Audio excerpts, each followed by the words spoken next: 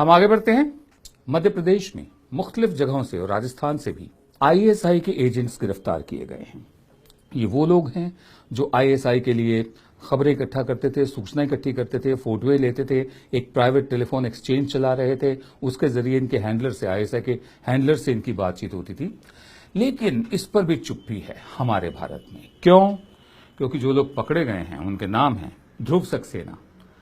कहा जाता है कि बीजेपी आईटी सेल के सदस्य रहे हैं। हालांकि बीजेपी वाले अब इनसे इनकार करते हैं, दूरी बनाए रखना चाहते हैं। लेकिन इंडिया टुडे नाम की मैगजीन ने जब फोटो छापी कि शिवराज सिंह चौहान के साथ ये भी खड़े हुए हैं, तो तब बवाल खड़ा होना शुरू हुआ और मीडिया में धीरे धीरे जगह कम होती गई। ध्रुव सक्सेना, सतविंदर सिंह, कुश पंडित, कुश जैसे हम सबको मालूम है लव के भाई का नाम था, और लव और कुश रामचंद्र जी के बेटे थे, सीता जी के बेटे थे दोनों।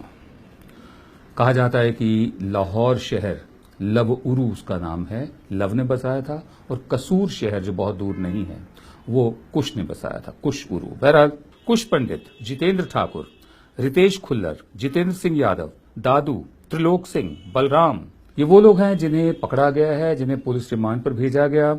और इनमें से सबसे पहले पकड़े गए थे सतविंदर सिंह और दादू। ये सुचेतगढ़ में फौजी ठिकानों के फोटो ले रहे थे, तभी पकड़े गए। इनसे तफ्तीश में ये तमाम नाम सामने आए। मैं क्यों आपको ये बता रहा हूं? कल्पना कीजिए इन सारे नामों में अगर एक भी मुसलमान नाम होता तो कितना बवाल मचता। एक भी अगर जेएनयू का कोई पूर्व छात्र रहा होता, वैसे जेएनयू वालों का चरित्र ऐसा नहीं है, बहुत मजबूत लोग निकलते हैं वहां से, तो आप कल्पना कीजिए कितना बवाल मचा होता। जिन लोगों ने जेएनयू में नारे लगाए थे, जो मैं कल्पना में भी नहीं लगा सकता, सपने में भी नहीं सो सकता, जिसमें हमारे देश के टुकड़े होने की बात की गई थी, वो लोग कहां हैं? उस पर भी कोई चर्चा नहीं है। कहां गायब हो गए वो लोग? नजीब कहां है? अभी तक मिला क्यों नहीं? उस पर भी कोई चर्चा नहीं है। लेकिन सबसे बड़ी बात है, अगर इन तमाम नामों में ध्रुव सक्सेना, सतविंदर सिंह, कुश पंडित, जितेंद्र ठाकुर, रितेश खुल्लर, जितेंद्र सिंह यादव, दादू, त्रिलोक सिंह, बलराम, एक भी मुस्लिम नाम होता तो आप कल्पना कीजिए इस वक्त कितना शोर मचा होता।